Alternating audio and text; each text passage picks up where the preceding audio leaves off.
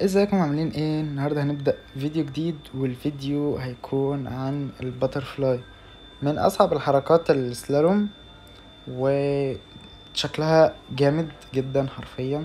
وان دخلت بيها في مسابقة سلالوم هتكسب وش.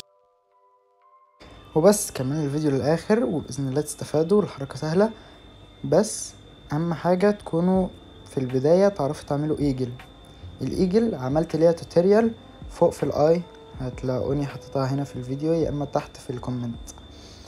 الايجل مش اساسي ان هي تيجي بالسهولة دي، لان هي محتاجة ليونة. تبدأوا بقى تتمرنوا على الايجل زد، زي ما انتم شايفين قدامكم بقدم رجل على رجل تانية، دي اسمها ايجل زد.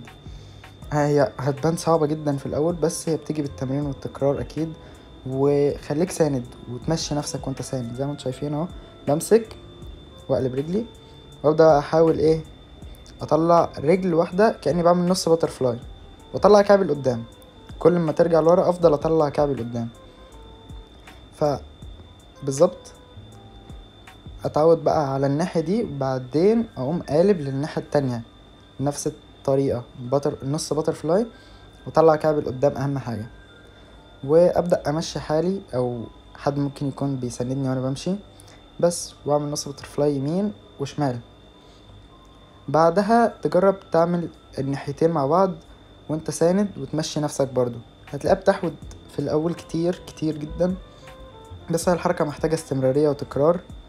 والحركة بسيطة يعني متعقدهاش، بس محتاجة استمرارية وتكرار. يعني انا قعدت اتمرن عليها لمدة شهور يعني.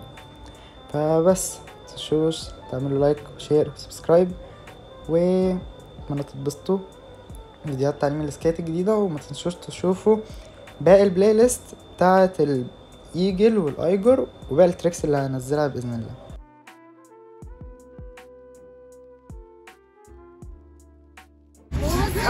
على عاصمة اللي هو بيعملها انا مش عارفه اعملها، وجالي تشنجات وتشخلخات، وبص جالي كل حاجه والله بسببه.